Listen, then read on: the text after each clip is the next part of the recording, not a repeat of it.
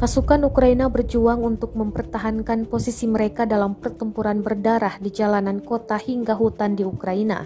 Pertempuran selama berhari-hari di kota industri ini menjadi sangat penting. Rusia memfokuskan kekuatan ofensifnya dengan harapan mencapai salah satu target, yakni sepenuhnya merebut provinsi sekitar Luhansk untuk mendukung basis kelompok separatis berbahasa Rusia. Terbaru beredar rekaman yang menunjukkan pasukan Ukraina versus Rusia bertempur dalam jarak dekat. Rekamannya ramai beredar di Facebook pada Kamis 9 Juni 2022.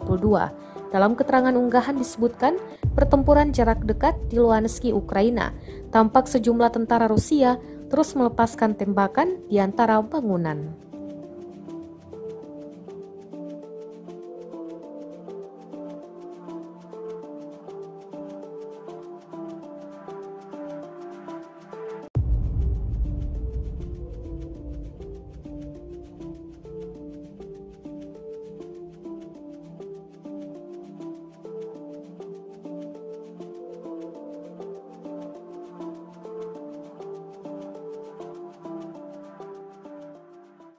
Terima kasih sudah nonton.